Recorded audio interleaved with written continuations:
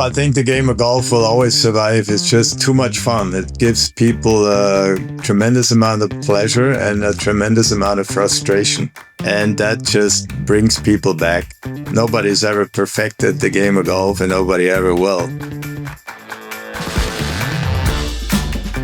I'm Mason Reed, and this is Invested in the Game, an original podcast from Charles Schwab. Each episode, we tell the story of remarkable people who have committed their time, resources, and emotional energy into making golf the wonderful and sometimes maddening game that it is.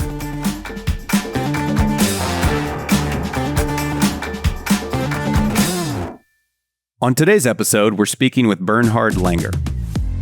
When we started Invested in the Game, the spirit of the podcast was to talk to people who've given tremendous energy and time to golf, and the very first guest I thought about was Bernhard. I don't even know where to start to talk about him. His resume includes being the first ever world number one golfer, winning the Masters, and winning on every continent. That alone would have him on the list of all-time greats. But I'm most blown away by what he's done in the last 18 years. He's absolutely dominated the Champions Tour. 47 wins, 43 second-place finishes, and 237 top tens, with a remarkable consistency, including winning on tour every year for 18 consecutive years. As we record this, he's 68 years old and told us he's planning to play again next year on tour. And maybe play isn't the right word. Compete is more appropriate. Would anyone be surprised if he kept winning on tour at age 69 or 70? I wouldn't. Bernhard and I talk about his career, what motivates him to stay on tour, and the unique blend of family, faith, and fitness that keeps his engine running. I hope you enjoy the conversation with Bernhard as much as I did. Bernhard Langer, welcome to Invested in the Game. Thanks, Mason. Great to be on. I know that you're busy, and I appreciate you spending a little bit of time with us. You're very generous with your time. We're going to talk a little bit about your career. We're going to have some reflections, talk about your game. Before we do that, though, what's an average day for you? Like, we're sitting here, I guess, on a late Friday morning. What's an average day for you when you're not at a tournament or when you're not competing?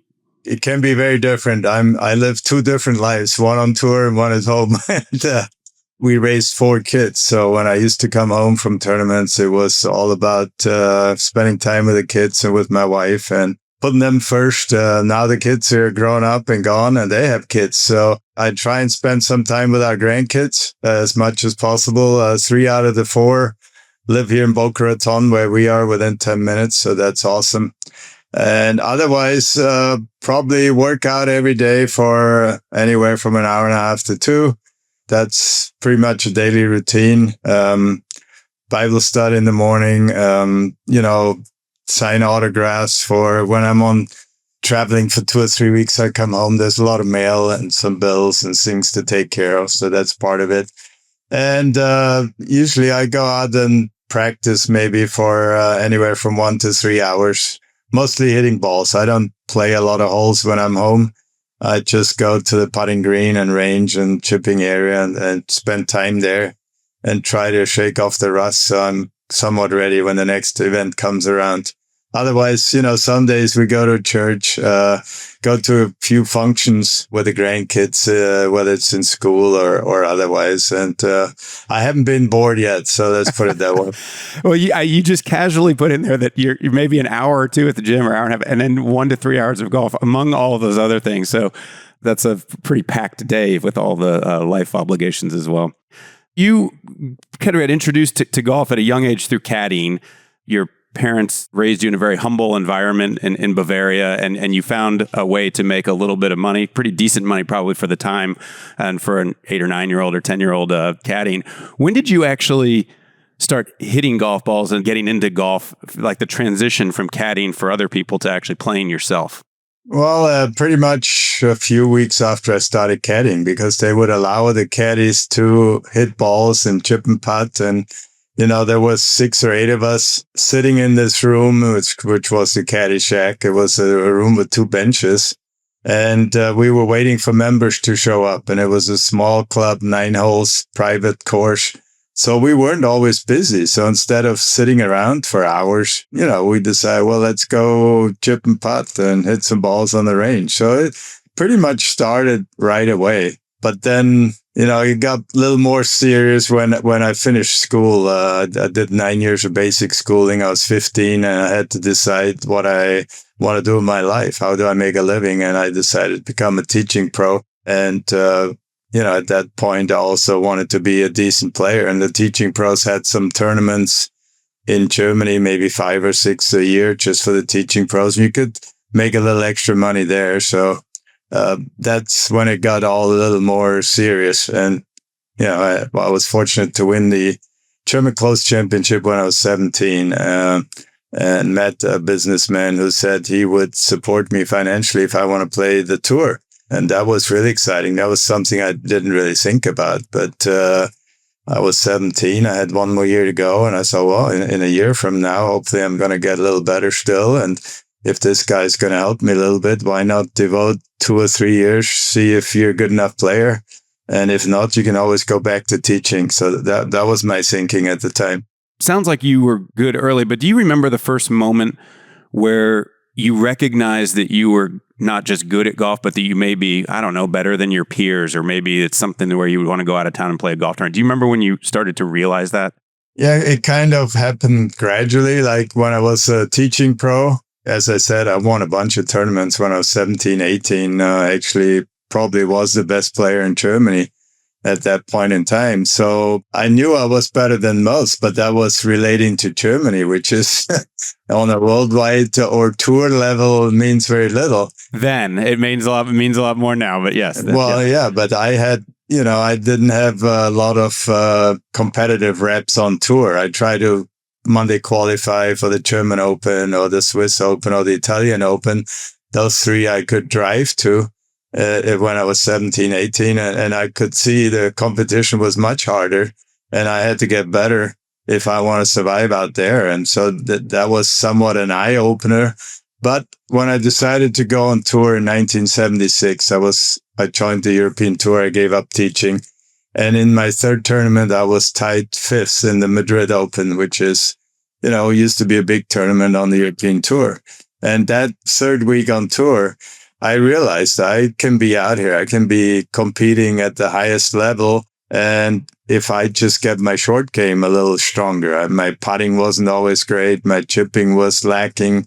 Maybe even the bunker play a little bit, but my ball striking was right up there with some of the best. So that gave me the belief that I can survive on tour and make a living. Yeah, you created a benchmark of where you were, where your game was against some others. So we're going to jump way forward. When we started this podcast about a year ago or so, I'm not just saying this because I'm talking to you right now, but you were the first person I wanted to speak with. And it's because every time the Masters came around over the last, 5 or 10 years, one of my favorite things to do was to see where you were on the leaderboard, because I don't think people talked about it enough that at your age, going back to the Masters, which you were able to do from winning it twice, it defies logic in some ways about how you were competing against, not just that you were there ceremoniously, that you were competing.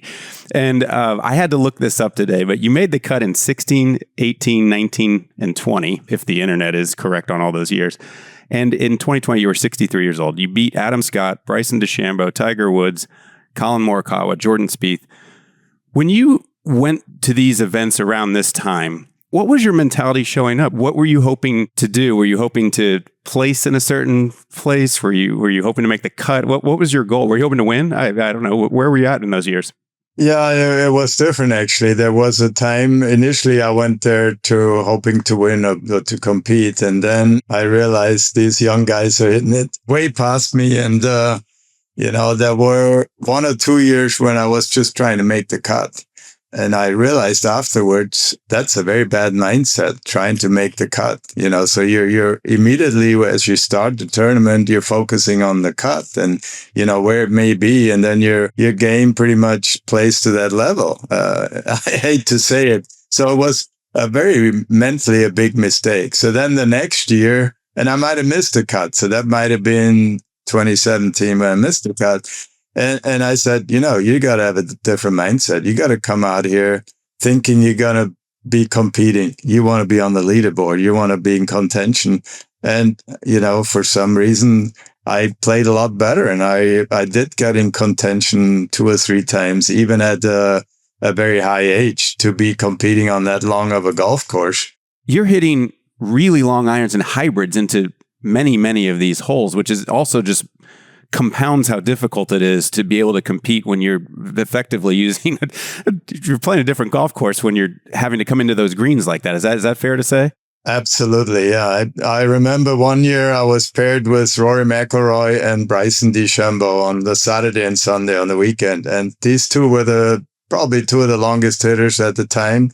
And well, they still are. Yeah. And I was maybe the shortest in the field because I was already 60 something years old. And it was like David and Goliath. It was a joke, They'd be 50 yards ahead of you. They're like sometimes 100. And I'm not kidding here. I remember Bryson hitting wedges and I'm hitting 3-wood or 2 hybrid into, some of the holes. For instance, the first hole, Rory and I teed off and he hits this beautiful shot like 2 yards left of the bunker, picks up his tee and I say, great shot, Rory. And I'm walking 20, 30 yards and I see the ball land and then it bounces and it runs through the dogleg into the trees.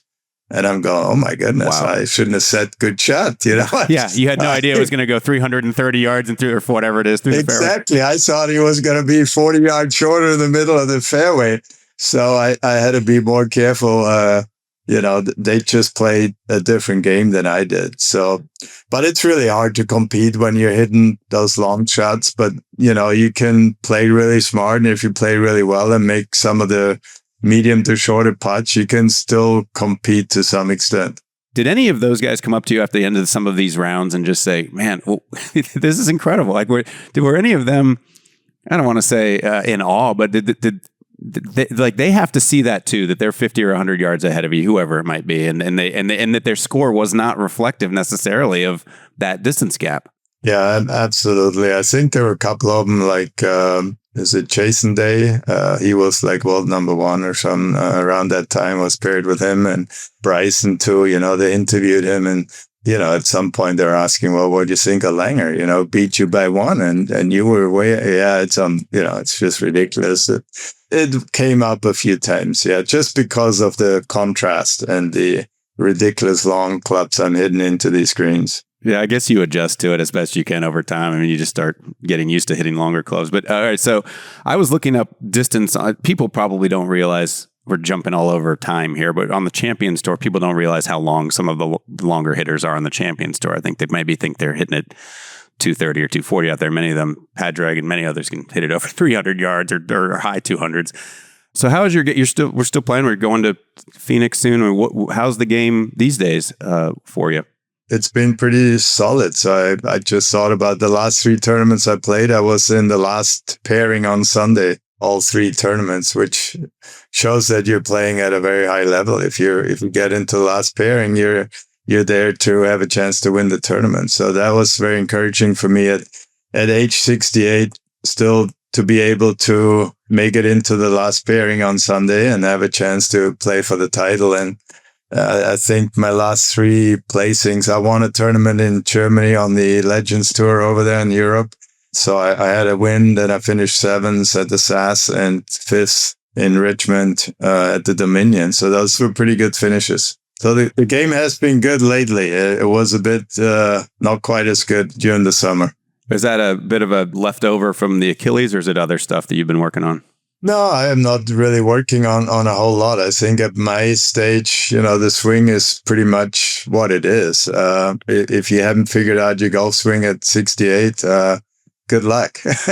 It's been a constant process of trying to get a little better and a little better. So it's mostly down to putting, lipping in or lipping out, making a couple putts or not, and then maybe some mental errors too. Every once in a while I take the wrong club, or I hit one fat, or I get a bad break or a good break, and that makes, you're either in contention or you finish 15th or 20th. Yeah, the scoring averages are only 1 and 2 strokes apart from 1st to 30th, basically, in on the Champions Tour.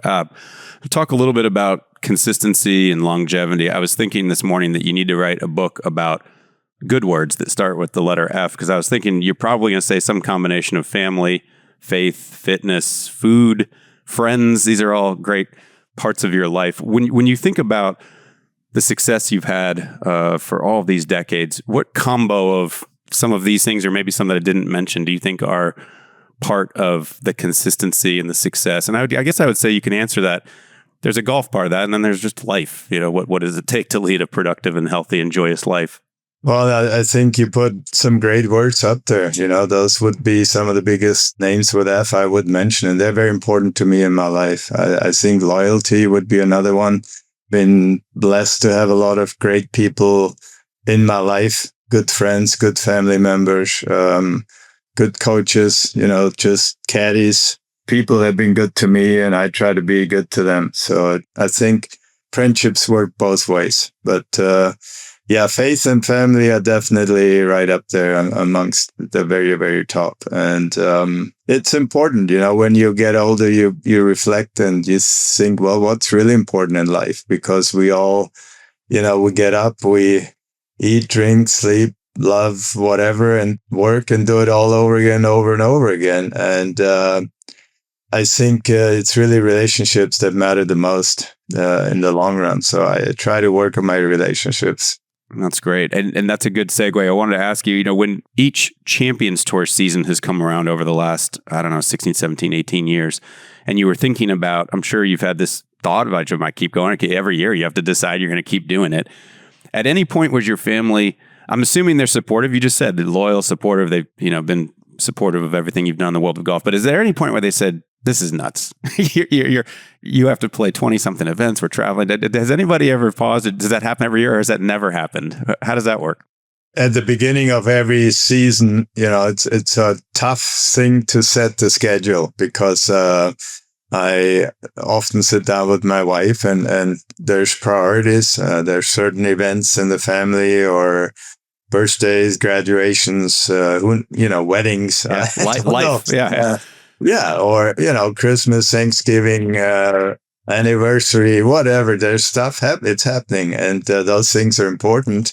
So, to make the schedule is not always easy. And then, you have some of the majors or all of the majors you want to play.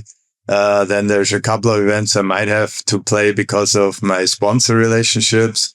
And then you work the rest around it. And I promised my wife years ago I wouldn't play 3 in a row anymore because she hated me being gone for 3 years. And it wasn't healthy for our relationship, and it wasn't healthy for the kids either. I mean, we used to homeschool, so all our kids, all 4 traveled with us, and, we saw each other quite a bit. But once that stopped, we got a little more separated.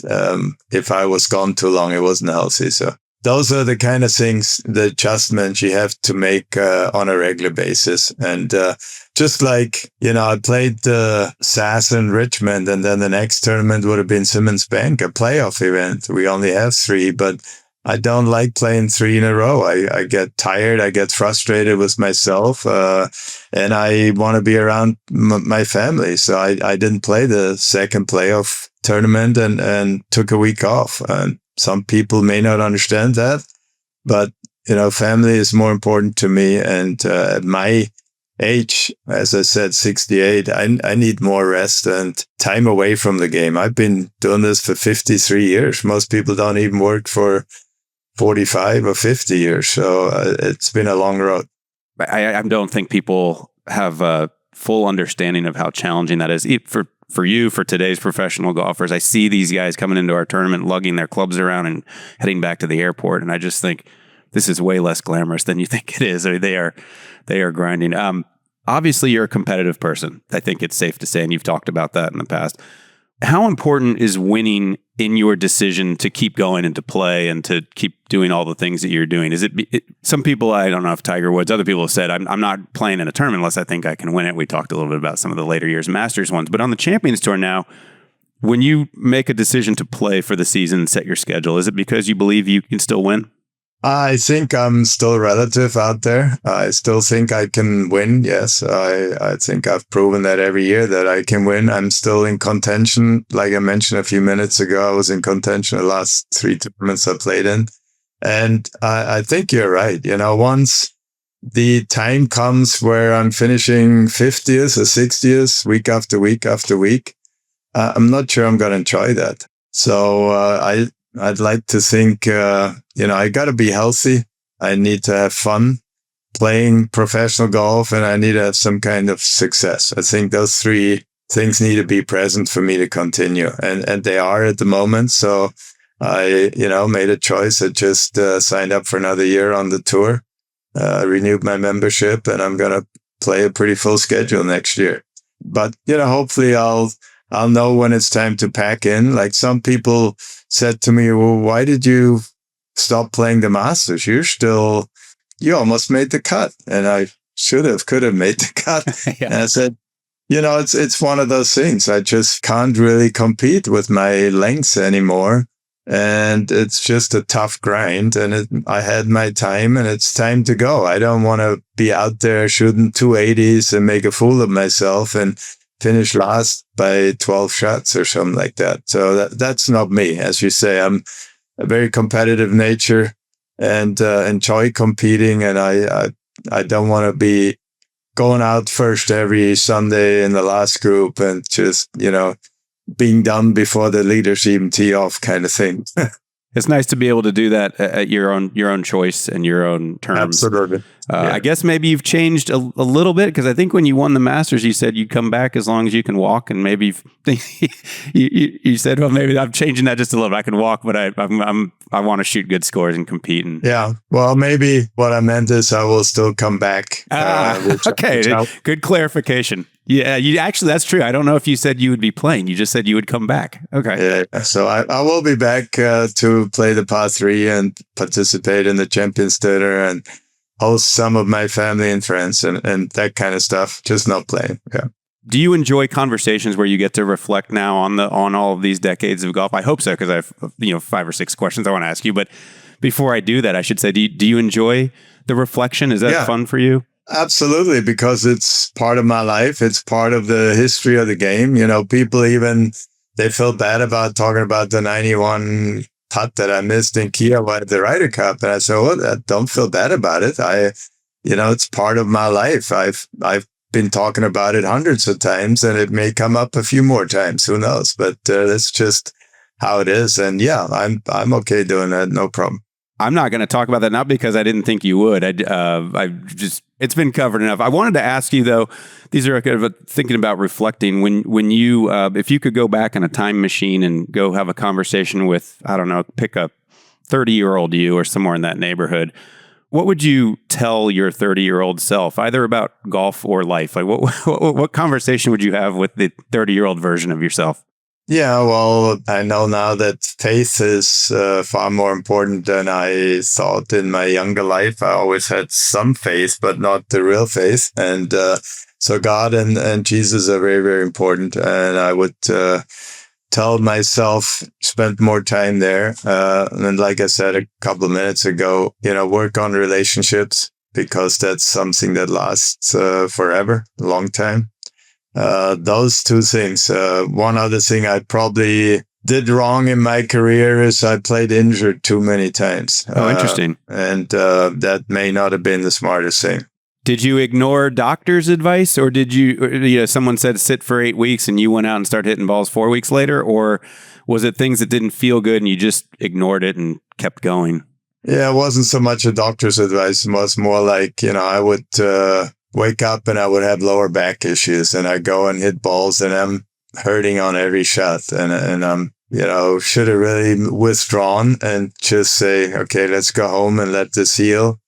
And I just felt, well, you've traveled all the way, you're already here. Maybe it will loosen up, maybe take an Advil, or who knows. Sometimes it did loosen up just walking and swinging, but most of the time it didn't. And I had a number of occasions with my lower back, with my neck, with other somewhat injuries. And I, at times, played through excruciating pain even, which, where I was this close. Okay, let's see if I can make it one more hole or two. And if it doesn't get better, I'm going to walk in. And somehow I made it through, and then got some help. And the next day was a litit better, that kind of thing.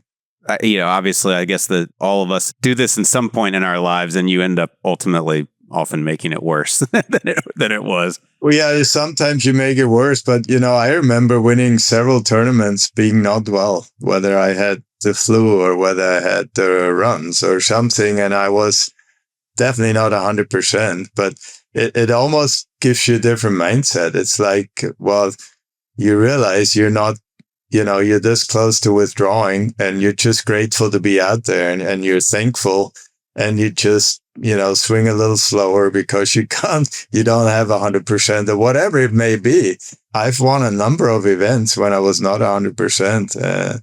And that maybe didn't help when I was seriously hurt to call quits. You're talking about all these mind games. So when you're sick, you seem to focus. You can maybe slow down your swing. You talked about not focusing on making the cut because that'll cause this. The psychology of golf is always very interesting. So you talked about this a little bit when I was asking about your realization that you were a good golfer, and you may realize it a little bit as a teaching pro. Then maybe when you showed up in Madrid, you started realizing it.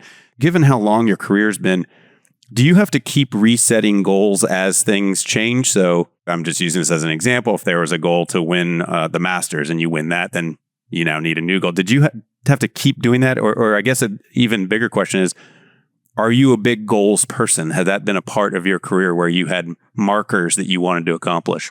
Absolutely. There were always goals, and always, they changed, obviously. When I first got on tour, the goal was just to survive, to make a living, to have some income, then to be exempt. So I wouldn't have to worry about Monday qualifying or going back to teaching golf. And then when I was exempt for a couple of years because I did something, then it was time, let's win a tournament. And then I won a tournament, and it was, let's make the Ryder Cup, be one of the best 12 in Europe. And then let's be the best in Europe, let's win several tournaments. And then it was, let's win a major. And so there were always stepping stones or goals that I set for myself. Some of them were short range goals and some of them were long-term goals. I think it's important. You got to try to get better. You got to push yourself. Somebody, what's the saying? If you stay stagnant, you're going backwards or something like that. For sure. But in golf, it's a fine line. How do I improve my swing without losing the feel for my swing and some like that? So again, as I mentioned, I've had great coaches. I remember Willie Hoffman was my coach from Germany for 40 years in a row. And I think it was in my late 20s or early 30s, he said, we need to make some changes because I want you to play well in your 50s and 60s and 70s. And I'm going, really? At the time, I wasn't really interested in my 50s, 60s. I wanted to be the best I want to win 20 or now. 30-year-old, But we talked about it, and because I had sort of the reverse C swing, that's what I was taught. And he said, you won't be able to do that when you get older and older. You put too much pressure on your back. So we need to make changes. And we're going to do it slowly, very slowly and gradually. So you're always competitive. But at the same time, in a few years from now, your swing will be different and you will have longevity. When did he tell you this roughly? What age do you think you were? I think I was in my late 20s or early 30s. Wow. In your prime, when you think you're invincible and, your body is usually as strong as can be.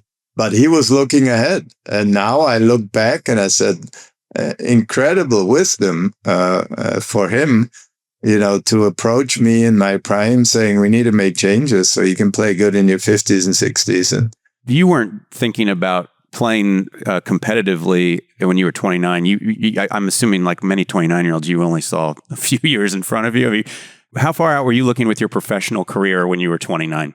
As long as possible, as long as I could be exempt. But at the time, I wasn't even thinking about Champions Tour or a senior tour. I'm not even sure it existed then.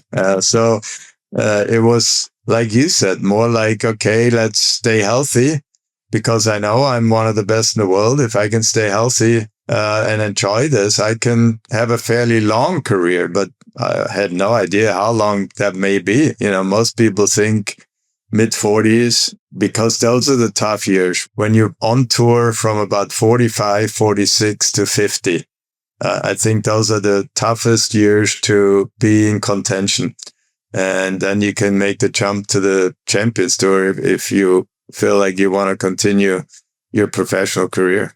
This is not exact math, but I'm going to guess that when you were 29, it was probably somewhere around the beginning of the world golf rankings, which you were the debut number one on it, somewhere in there.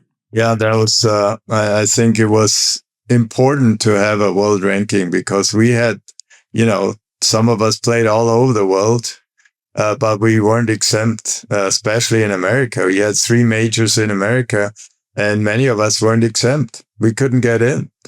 I remember the time when only one European was exempt into the Masters or the US Open or the PGA. So that really made a big difference when the world rankings came out, I think in 1986, if I'm not mistaken. Do you remember finding out that you were number one when they debuted that ranking? Well, of course, everybody was interested. Well, where are they sticking me and what kind of points and rules are they coming up with to determine, how do you compare an Australian Open to a German Open to a whatever else, other big tournaments around the world, and how do they do it? And they had to make some adjustments over the years, but I think it was important to have that in the game of golf and have the big tournaments invite the top 50 in the world rankings because they were definitely supposed to be there. If you want to have the strongest field that you can, you need to include those people. Absolutely. And we've used that, I think, pretty well here for the last 40 years. A little debate going on now with the new golf tour. We'll save that for another podcast. Your wins are very global in nature. And when you think back, I know this is going to be a hard question to answer. When you think about everywhere that you've competed, when you think back, which event specifically, not just the event itself, but like what tournament that you've played in brings you the most joy when you think back? It's like picking your favorite child or grandchild. I know it's impossible, but if you look back and said that tournament was the most happy or the most joyous I've been as a golfer, what would you pick? Well, you might laugh at me, but I'm going to say the PNC Championship, the father-son tournament.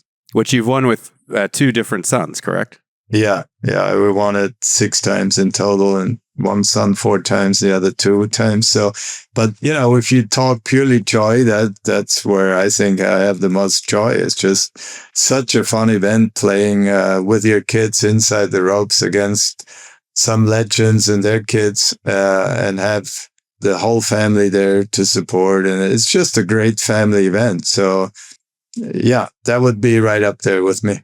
I wondered if that would probably be across all the things you've done. It would make sense given how important your family is to you. Just a couple more things I wanted to ask you, and then we'll let you go and get back to your day. Looking forward, so much has changed in the time that you've the almost 60 years you've been around the game. Everything, golf courses, equipment, access. Even we were talking about Germans in the game of golf. So much has changed. When you look forward now and you think about the next decades ahead, what gives you optimism about the game of golf? What are you excited about with just the game and where it's at and where it may be headed? Well, I think the game of golf will always survive. It's just too much fun. It gives people a tremendous amount of pleasure and a tremendous amount of frustration, and it brings it back. It's they will never perfected. Nobody's ever perfected the game of golf, and nobody ever will. And that just brings people back. The beauty of the golf courses, of nature, is phenomenal. It's a different game every day. Today you shoot 62, you think, well, I found the secret. I know how to play it. And tomorrow you shoot 82, you go, what the heck happened? Yeah, same guy, 24 hours apart. Yeah, exactly. So those are the things I think that will survive forever. Who would have thought that COVID would give golf a boom the way it has? We were all putting our heads together thinking, how can we grow the numbers in for the game of golf? And COVID did it. So that part excites me. Just the game of golf, the rules we have, the etiquette. There's no age limit, really. Once you're 2 years old, you can swing the club. Or if you're 98 or 100, you can still swing the club if you can move somewhat. So that's the fun part. There's obviously other things in the game that are not at the very best at the moment, but hopefully we can work those out. And the issue is, we got to be careful that it's not all about money, because money seems to be more and more and more the driving factor of all the decisions that are made in this world. And you don't always come to the best conclusion when you just look at the bottom line. So time will tell where we're going to go and how it's going to turn out. But overall, I'm pretty optimistic. That's great. Last thing, so we're not breaking news here that you're retiring. You just said you signed up again for another year.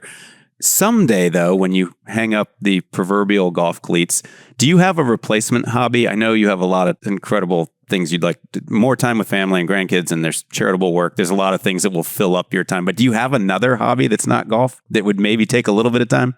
Absolutely. I love snow skiing. I've already booked 2 trips next spring and or next winter. That's, another love. I used to really enjoy playing soccer.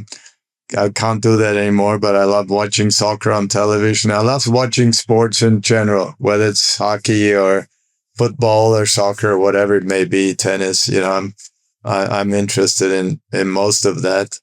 As you say, charitable things, more grandkids, hopefully, yeah, and stuff like that. So I hopefully will be working out most of my life, or the rest of my life, because I think it's good for you, and I enjoy doing that, and just spending quality time with the people I enjoy being around.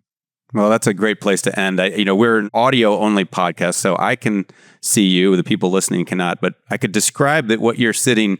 There's a very young picture of you winning. There's a Schwab trophy, and then up above you, there's a picture skiing. So I think we've covered all of that ground, and I really enjoyed the time. Thank you for that. And then, this podcast is about people who have invested tremendous amounts of their time and emotions into the game of golf. And you embody that more than anybody that probably exists today. Maybe you and Gary Player can compete for how long you've been around the game and how much you've given to the game. So appreciate that and appreciate your time today. And also good luck next week.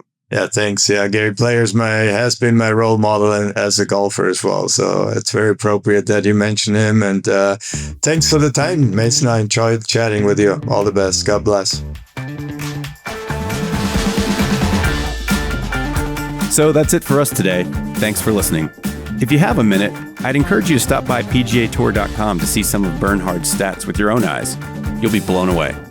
For all of Schwab's golf content, including our films, tournament news, and promotions, check out schwabgolf.com.